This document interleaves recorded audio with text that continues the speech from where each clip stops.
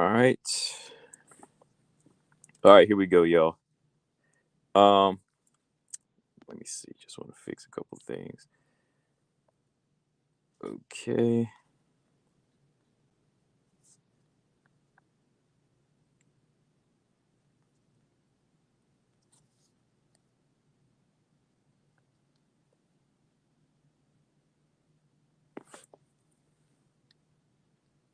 Okay.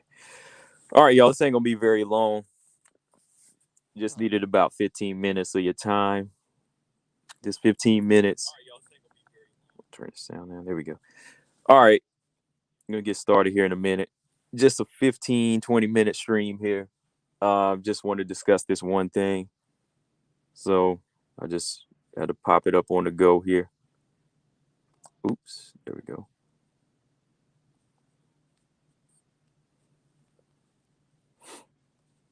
Man, got to talk about this thing, man. Just got to talk about this one thing that I'm always talking about. And we get started here about the 2-minute mark. All right.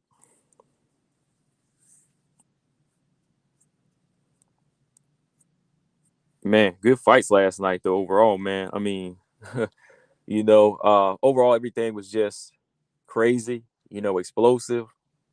And, it was what we wanted, right? It was all action. So, yeah, man, can't complain.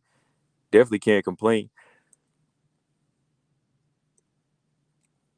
I know some people still shocked about the result of the the co-main event, but to me, it was like, hey, I'll take it either way it happens. I mean, Amanda, she's a long reigning champion, but Julianna Pena, she just put everything together. That's another video coming, because Julianna Pena is just a fighter that really wanted it, and everything she said translated to the fight, right? But yeah, man, let's get started here. Like I said, let me get 15, 20 minutes of your time. I want to talk about all three of these fights in one, not talk about all three of them as far as everything went, but just the one thing in every one of these fights that I noticed really helped these fighters get their victories, or almost get their victories. Let's look. We're going to talk about Jillian first, all right? We got to talk about Jillian first because what I'm going to talk about in this video is what she needs and her opponent was going to use on her, right? So that's what I want to talk about, the jab. I'm always talking about the jab. And last night, I just seen so many beautiful jabs from all three fights. I was just like, wow, man, look at these jabs coming and it's getting these fighters what they want. You know what I mean? So I was just like, I need to see more fighters do this. That's why I just had to do a video, man, real quick, because, it's like I said, the jab is the key, man. The jab will get you what you want. And I mean, from what you saw from Julianna Pena, Roger, what's going on, man? What you see from Julianna Pena, that that was a big improvement. What you seen was a big improvement, and it got her what she needed. Just like I said in my keys to victory. That's why I'm always bringing that punch up because people underestimate it. They think the jab is just like a soft, easy punch that doesn't really get you the results that you want. But when you commit to one, just look how it can throw you off the rhythm. Like, look how it can throw so many fighters off their rhythm. Like, because the jab is just, a straight, simple punch. A straight down the pipe, and so many fighters just don't know how to get around it. Surprisingly, like a lot of MMA fighters just don't know how to get around a good jab. That's why I said, look, some of these fighters, they just need to commit to developing a jab. Like, people thought it was going to be Pena's wrestling that won her the fight. But no, it really wasn't just her wrestling. It was the jab. It was the jab in this fight. Because if you look at the first round, yeah, Pena made Amanda work. She made her work harder than she usually works, with her grappling. But when she changed the pace in the second round, what was it that changed the pace? It wasn't her wrestling, it was her jab. A straight shot down the middle that Amanda Nunes wasn't expecting. It was that straight punch down the middle that was knocking Amanda back at the beginning of the round, knocking her off balance. And Amanda wanted to come back and match that. And every time she did, she would get hit with another jab in the face. And by the time she would try to come in again, boom, the right hand was coming from Pena. So the jab is opening up so many opportunities. That's why I'm telling people, like, the jab opens up all these opportunities. It's not just about throwing that one punch, but when you can throw it so nicely and you can just take everybody out of their game plan with that jab, everything else falls into play. Everything else falls into play. But going back to the first fight on the card, Julian Robertson and Priscilla Cachoeira. Jillian Robertson got the win, yeah. She got the win in the fashion that she always does. She finishes on the ground.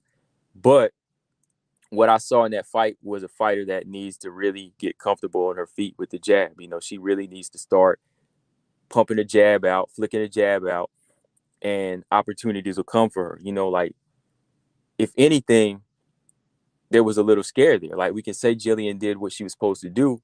Yeah, she did that. But Priscilla Cachoeira was piecing her up with a jab, right? Priscilla Cachoeira was landing a very good jab on Jillian Robertson, and that's what you do, right? Striker versus grappler. You pump that jab in the face of the wrestler or the grappler. And Priscilla, if she had more levels to her striking, she probably could have won that fight, or she probably would have pieced her up. Because when I saw that jab just being slammed in the face of Jillian, I started to, I wasn't changing my mind, but I started to kind of think differently. I was like, okay, like, Jillian's not moving her head here, right? She's not really like, she's not slipping. She's not finding range. She just wants these takedowns, right? So on Jillian's part, she really needs to throw a nice jab. Like, that was a key to victory. I said, like, if she pumps a jab out, an opportunity will open up where she can get her takedown. Like, when she started throwing leg kicks, she threw a leg kick. She was able to switch levels and get the fight down to the ground like she wanted, right? But when she stayed on the outside and just tried to shoot in, that really wasn't working. But when she started throwing strikes out, that works. So that's why I'm just saying, like, a straight punch like a jab, it can open up so many things for these fighters. If Priscilla had more behind her game, had more levels, she probably would have won the fight. If Jillian, would have started, with the jab, she probably wouldn't have got hit so much, because that's still going to tell other fighters out there that this is all I got to do to Jillian Robertson. This is all I got to do. I just got to pump a jab and, have good takedown defense. So granted, Jillian, she got the finish again, but I still saw some things in there, even in that one round, that tells me anybody with, good footwork and a jab and takedown defense will still eventually beat her. So jab, man, so simple. I'm always saying that, people think I'm crazy when I bring it up over and over, but every time they go back and see a fight, they say, oh yeah, man, you were right. The jab, it worked. The jab was working, because it's an essential punch. It's so simple, but a lot of people don't want to learn it. A lot of people don't want to learn it, and they think it's, since it's not a knockout punch, it's not really anything they really need to, develop. But that one punch, man, that one hit. I was just watching a BJ Penn fight. I can't remember which one it was. I think it was a rematch with, gosh, I can't remember the guy's name, but it was just so critical in that fight. His jab was, and it was so effective that it got him the victory in the fashion that he wanted. He wanted to keep it standing in the pocket, but, he just kept pumping his jab out. This fight between Miranda Maverick and Erin Blanchfield, I think Miranda, she was winning the stand-up battle, the stand-up exchanges. And this is the same thing I said in the key to victory for her. Like, she needed to use her jab to offset Erin, open up her power shots, because, Miranda was throwing an overhand left that was connecting. But there was times where her overhand left was very predictable. The overhand left that Miranda was trying to enter combinations with, it started to become predictable. So Miranda, so Erin Blanchfield would just kind of take a step back and make her miss, or if she saw it coming, she could take the punch, right? Because the ones you do see coming, you can brace yourself for them and they don't hurt as much, right? So I thought Miranda in this fight, she needed to really establish her range with that jab, establish that range, and that would open up low kicks. And again, that would mask the overhand power punch that she throws, so just a lot of different ways to look at it, man. Because whenever Erin started pumping hers out, as you can see in this picture, when she started throwing her straight power jab, it was getting results. It was getting results. It was keeping Miranda at bay, because Miranda's like an inch shorter, and Miranda, her reach is not as long as Erin. So Erin could just keep throwing those straight punches down the pipe, and they would catch Miranda and offset her combination, offset her stand-up. I still think Miranda won those battles, but again, there could have just been that other level there where you just throw that jab in and disrupt your opponent, because it worked on Erin's side, right? So it sounds complicated, but it's so easy. You know what I mean? It sounds complicated, but it's so easy. I mean, it's like a lot of grapplers and wrestlers, they make it harder than it is. You know what I mean? They make it harder than it is. Like they can't switch up their game or get out of their comfort zone just for a little while, just to um, add one little improvement to their game to make it easier on them. Like they think, oh, because I'm a wrestler, I got to shoot for ankles. I got to press this action. No, man, you just throw a jab out, blind your opponent, and continue to do that, and you can switch levels and get in easy, right? But the main event, man, going back to the main event, this was like a very good example of what I was talking about. I mean, this picture right here, it describes it. Like Pena in this straight jab that you rarely seen from her in the past, it worked wonders for her. And that's the thing. Like you didn't really see her throw this sharp before, but during that downtime, she really, really worked on it. And that's what I'm talking about. Like not changing your whole game, but just adding to your game and improving yourself. And Pena, she really did improve her stand-up last night. Not just improved it, but, she committed to it. And that's something that Nunes wasn't prepared for, because Nunes expected her to back down when she was throwing these straight jabs, but it was like, no. Julianna Pena was committed to it. She was going to make it work, and she was going to follow up with these power shots, just to throw Amanda off her game plan and get her out of her rhythm. And it works, man. Like that first one she threw down the pipe just knocked Amanda off balance, right on the chin, right? So Amanda's game plan is to say, oh, man, she did that to me. No, my jab is better. My power punches are better. So her game was to come in and try to match Julianna. But Julianna was, no, like, I'm staying consistent. I'm staying with it. And every time you come in, I'm going to shoot this long jab right in your face. And then I'm going to mask it with this right hand. So double jabs from Pena in the first round. In the second round. Masked that beautiful right hand she started landing, and she was keeping everything straight. She was just keeping everything straight. See, Amanda was kind of looping the right hand at times, and every time she would loop it, Julianna Pena would come back with a straight jab, boom, right in the face, keep it right back at range, right where she wanted to. So Julianna Pena, a wrestler, a very good grappler, good on the inside. What did she really need to get this fight to go in her favor? That jab. That's all I'm saying. That's all she needed. Like to really, really go to make the fight go in her favor. That's what she needed. The boss said Nunes was not expecting that kind of fight. I think we all slept on Pena striking. Yeah, I mean for good reason, because her striking has never really been her strong suit. And that's the thing. Like I think we were right to sleep on it. But the thing is, behind the scenes, she was perfecting it. She was improving. I saw the clips of her working, the working her left hook. The striking she had, she's been improving on in the GDR fight. I like what I saw. But I still wasn't seeing like a good, solid, long jab from her, even in that fight. I saw a good left hook and good overhand rights. But I think the striking that we saw from Pena in this fight is something they've really, really been working on. And, she was really committed to it. So I think it was only right. Yeah, people would sleep on it because they seen what Amanda does. They seen what Amanda does. And she knew the way she positioned her feet in this fight to stay kind of front foot heavy. She's going to sacrifice maybe some leg kicks or two. She stayed on it. She just stayed flat footed to really, really put some power on her punches. And it worked. It worked in her favor. So it was just a good game plan, all rounded out, and all came down to that jab, man. That's all I'm saying. But I'm going to talk about this in another video, though. It's like I said, I had to give Julianna Pena a 30% chance. I kept saying 70-30.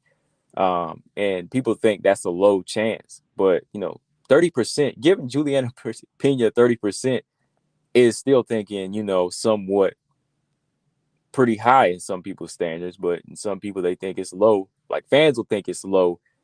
Pena fans will think it's low. But if you really know the game and the accomplishments based off of what Nunes accomplished, and then, Pena, what she's been looking like as of recently, I think 30% is fair. Because to say 50-50, that's almost like saying, oh wow, okay, like she's beating everybody. Amanda Nunes is beaten. That means she beat Valentino, she beat GDR, she beat all these fighters. She would have had to beat all of them fighters to get on a 50-50 level with Nunes, right? And to get on a 40% level, she would have had to beat even Holly Holm and have been like number one contender at the time. And, went on like a little nice undefeated streak. But ever since then, Pena's been on like a win-loss pattern. She come up short. So I got to take away 20%. I got to take away 20%, 10 for recklessness and 10 for, lack of activity. So 30% is fine, because 30% is the wrestling, 30% is the hands, 30% is the cardio that she possesses, right? So that's my MMA math on it. But like I said, that makes sense to me, right? But yeah, good showing of the jabs this weekend. I think for the first fight, like I said, for Jillian Robertson, she needs to learn from Julianna Pena. Julianna Pena has got great grappling and wrestling, but even she took it upon herself to say, we need straight strikes. We need to work on our stand up, right? We need to work on our stand up. Robert Henry said, hold on, let me see. The boss. Oh yeah. He said he slept on strike. Yeah, he said he agreed. Okay. Robert Henry said the jab is the key. They'll learn one day. Yeah, man. That's all I'm saying. They'll learn one day, man. AW said Pena's durability and tenacity is her wild card. She's okay with being hit in really bad situations. Right. Yeah. I think that's what a lot of people underestimated. Like, that's why she can get reckless at times. Like, because when she gets hit, she'll want to hit back. Or, if she sees an opening, she's gonna go for it. Like, Pena's wild card is a very, very dangerous part of her. But at the same time, it kind of costs her big fights, like the Shevchenko fight and the Duraname fight. But at the same time, if you're not on your game, she will beat you. And Amanda was taken out of her game, right? Amanda Nunes was taken completely out of her game to try to trade here. Amanda wanted to bang, and Pena being a wild card, the firefight was going to favor her, right? Because not too many girls are winning to a firefight with Amanda, and Amanda, really survived once you go back and look at it, right? Like, Amanda took big shots from Jermaine Duraname, but what did she do? She adjusted, took the fight to the ground. Her and Valentina, they always kind of had like a stalemate. They always respected each other in their stand-up. Big shots from who she take big shots from once, and then she just took the fight down to the ground. Cyborg, she fought off the back foot well to avoid like a firefight in the middle of the octagon. She's never really been in that type of firefight though. Like, even if you go back and look, Pena did trade a few times with GDR. She took GDR's punches, kind of got wobbled, came back. So yeah. I mean, it makes sense. But in this fight, she just took a much more educated approach in the second round. And even if she got hit a little bit, she was like, no, I'm committed to this straight jab. I'm gonna keep pumping it out. I'm gonna land these right hands, and I'm gonna break you down. So just beautiful work, beautiful work. That's why I said, look, Robert Henry, I know is not you, but I'm just saying, look at, we can give Jillian Robertson her credit for this win. I picked her to win in the fashion that she was going to do. But if Jillian wants to advance, Jillian's got to watch Pena take now. She got to watch this fight because, again, Julianna Pena is this world-class wrestler. She's beautiful on the ground. But what got Julianna Pena this win?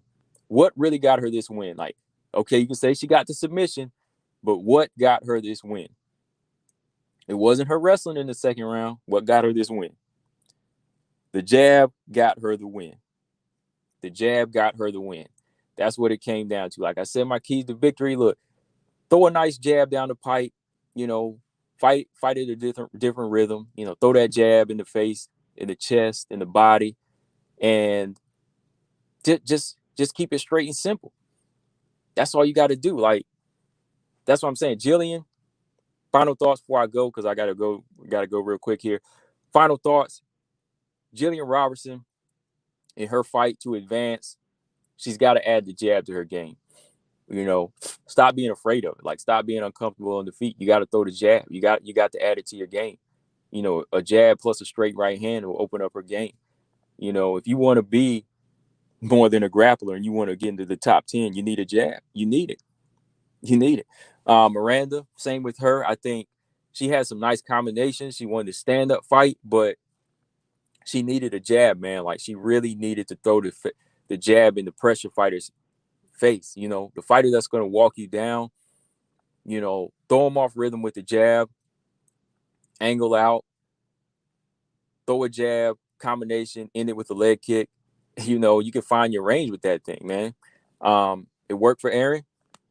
Damn sure worked for Julianna Pena. For sure worked for Julianna Pena. She got the victory. I mean, shout out to her. Like I said, 70-30 was fair. 70-30 is fair for Pena. I stand by that because there was just so much going into this fight where a lot was counted against her, but she still had a good chance. And I'm glad she did win, though, when it came down to it. Another video, but yeah, I'm glad Julianna Pena won because, you know, Nunes, like I brought up in other videos, hadn't defended the belt in 2 years. It was just sitting at a standstill. So maybe things will be shaking up now. 2B said, you interested in an open mic? Not tonight. I'm just doing a 20-minute, 30, well, like a 20-minute live stream here. Just wanted to talk about the jab. Probably tomorrow. Let's see. Yeah, but probably, yeah, definitely tomorrow is going to be a longer show. You know, we're definitely going to talk tomorrow. Let's see. AW said Valentina could have finished with Nunes in the third, but she was too tentative and didn't go for it the way Kat Pena did. Yeah, yeah. Said her recklessness and fearlessness is double-edged. Yeah, it is. Like, that's the beauty of being, you know, in this fight game. Like, you know, you're going to hold that bomb long enough to toss it, or you're going to hold it, you know, you're going to hold that, you got perfect timing, you'll hold that bomb and, you know, run that grenade down there and toss it and blow your enemy up, or you're going to hold it too long and blow yourself up. You know what I mean? Oh yeah, yeah. I got a Christmas show coming, a live stream. I got to do my Christmas list for Wmma. What I want to see in Wmma, that's coming next week too. We got to talk. Robert Henry said Jillian had an effective jab, straight. She'd be a beast. Yeah, yeah. Bantamweight division became interesting. Yep. Yeah, we'll do a live tomorrow for sure because I know everybody wants to speak on it. You know, 2B said he got something important. Yeah, yeah. Tomorrow we'll do that for sure. The boss said, would you pick Pena in a rematch? Good question. Good question. Now, I'm definitely not going to make excuses for Amanda, but Amanda fighting that wrong game plan and being taken out of a game plan, you know, just taken out of her firefight, I think she'll come back a little bit wiser and fight a smarter fight. But that's another video. That's another video. I'm not going to jump off the train like that and just say, oh, this fight is done. That's what a lot of people are doing to Amanda right now. You know, I seen a lot of people's comments saying Amanda's garbage, Amanda's overrated now. But in no way is she overrated. Amanda Nunes fought the wrong fight, and she paid for it. That's part of the game, though. That's part of the game. If you can't keep your mind on the fight, that's not an excuse. You lost. You've clearly lost the fight. And that will take away from your aura. That will take away from your greatest aura, because a great fighter always stays on poise. Now, can you come back from it? Yeah. Can she still beat a lot of people? Yeah. Can she beat Pena in a rematch? Yeah. But anytime a fighter loses in this fashion, it definitely puts a damper on your legacy. It's definitely going to be questioned because everybody's going to say, this is all I got to do to this person. I got to take them out of their rhythm. I got to take them to somewhere that they're not comfortable with. You know, a great fighter to me is always going to be prepared for all situations, right? So yeah, I have to kind of look at that in that situation, but I'm not going to counter out that fast in a rematch because I think if she, puts away the heart and fights off of her brain next time around, it could be different, because you could still see Nunes is the harder hitter here, and she did some good damage. You know what I mean? She did some nice damage in the first round. The thing is, when she started to trade, Pena, the killer instinct in Pena just went up, because Pena saw in the eyes of Nunes that Nunes was hurt. Right now, Pena's eyes was swelling, but Pena could take the damage. Pena was damaged, but Pena was damaged physically. Nunes was damaged mentally. Big difference, right? You can wear them punches. You can wear those punches all day long, but as long as you got the heart, you can walk through the fire. But Nunes, she was, no damage much on Nunes, but the damage was in her eyes. The damage was on her ego. She couldn't hurt her, so the ego was damaged. So she wanted to try to repair that ego in the wrong way. And what did it do? Cost her the fight. Cost her the fight. So yeah. I'm going a little longer. Let me get up out of here, y'all. I just wanted to talk about the jab tonight because I got stuff to do tonight. But yeah, tomorrow I'll be on for sure. Yeah. Do you still think Shevchenko can beat GDR? I don't know. Did I ever say that? I never said that. I said I wanted to see. I said that's my favorite fight over here that I wanted to see, but I never said Shevchenko could beat GDR. I mean, who said that? I said that would be a good fight. That's the reason. If I thought Shevchenko could beat GDR, I wouldn't want to see the fight. Now, I want to see the fight because it's a 50-50 fight, right? Yeah, I never said that. My dream fight is Shevchenko versus GDR. That's my dream fight. I've been saying that for years over here. That's my dream fight. But as far as her beating her, I can't say. Can GDR beat Shevchenko, vice versa? I don't know. That's why I need to see it. Right? Nunes show poor IQ, Ulysses. You right. Yeah, exactly. Poor IQ will definitely put a damper on your legacy, bro. No lie. No lie. It'll put a damper on your legacy. But yeah, guys, I gotta go. Make sure y'all subscribe. Come back in at 7 tomorrow. We will talk for sure. Combo Breaker 99. I'm out. Subscribe. Peace.